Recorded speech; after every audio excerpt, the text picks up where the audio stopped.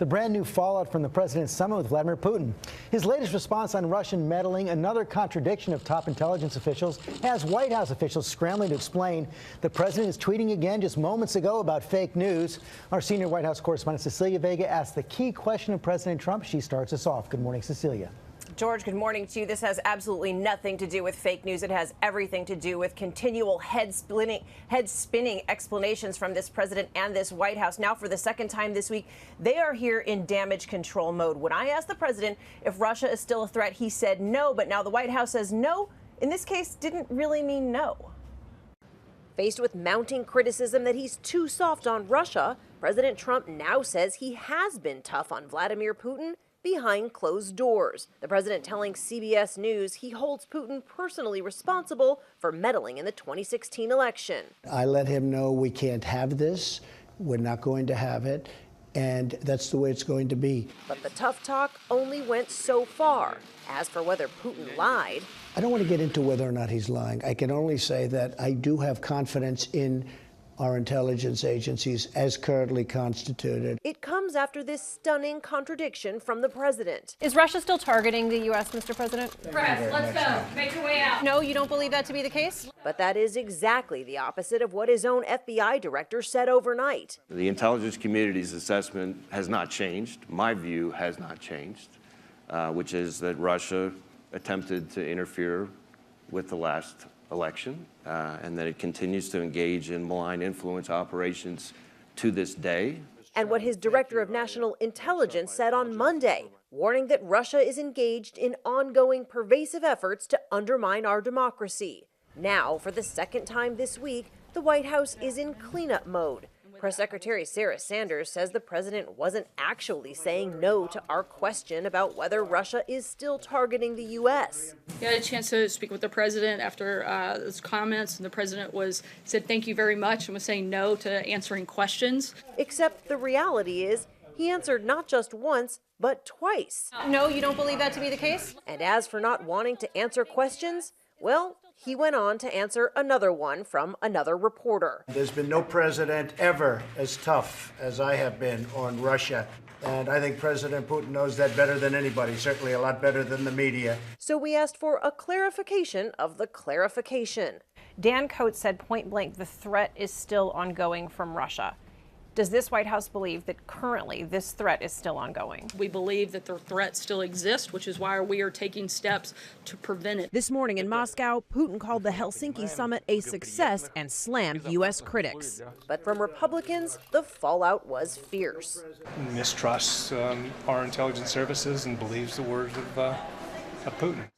So Congress is scratching its head. A lot of journalists here were certainly scratching their heads. But back to my exchange, the White House says once again the president is being misunderstood. But, you know, this is really raising a lot of serious questions about credibility here, George, and whether the American public can trust what the president himself says and then what his aides go out to explain or try to say after. That is the question, Cecilia. You know, we all saw the press conference in Helsinki. We all just watched you, 6 feet away from the president, looking him in the eye. Did he answer your question? So look, these can be confusing experiences in what we call these pool sprays, where the press is allowed to go in and see what the president is doing and ask questions on the back end. They can be noisy. There can be a lot of jostling.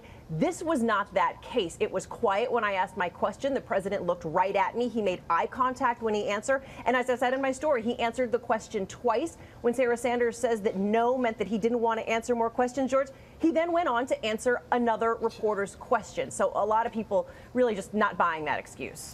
We saw what we saw. Cecilia, thanks very much. Let's bring in our national security analyst, Tom Bossert, who is the advisor for Homeland Security for President Trump. And Tom, you've seen all this intelligence. We know that President Trump was first briefed about the intelligence back in August 2016 as a candidate 2 weeks before the inauguration, received a full briefing as well, had constant access to his intelligence officials since then.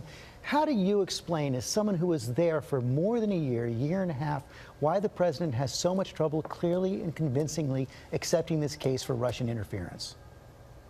Yeah, George, good morning. I think it's just the constant frustration for him that it gets turned into a questioning of the legitimacy of the outcome of the election, which, you know, he just can't tolerate, and it ends up being spun that way. I'll tell you, I was in that briefing the 2 weeks before the inauguration. That one focused primarily on the cyber component of what the Russians did, not the information operations.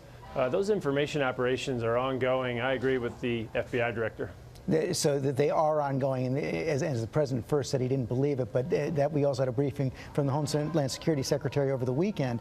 Second question coming out of that crisis, summit crisis with Vladimir Putin, the White House said yesterday they were considering this proposal that the president called incredible from Vladimir Putin, that he would allow U.S. intelligence agents to interview those suspected in Russia if in return Russian intelligence agents could interview people suspected, he said, of committing crimes against Russia, including the former U.S. ambassador to Russia, Michael McFaul. A host of foreign policy officials say it's appalling that the White House is even considering this proposal. Yeah, I would agree. You know, at this point, entertaining a proposal like that in a meeting might allow you to get through the meeting and accomplish your other objectives. But if the president comes back home, rests on that, and then still considers it, that would be a significant mistake. In fact, it's galling, really, because having seen the evidence, especially that I've seen, there's no investigative benefit to that. It just benefits Russia and clouds the matter a little bit. I don't think the president will take that seriously at the end of the day. I think it's good for us to remind him that that's probably a bad idea. If you were in the White House right now, what would you be advising the president to do about this whole situation? Well, I think he needs to do two things. Right now, he's taken back a little of the Helsinki misstep. That was a good thing. There's still a lot of negative coverage. I think what he needs to go out and do is reassure the 29 now NATO members that there's still stability in that organization and the collective defense that it offers, so that they don't feel as if he has walked away from them and walked to Putin. That's really the only substantive thing that he needs to do. The rest is domestic political debate, and that will play itself out. Tom Bossert, thanks for your insight this morning.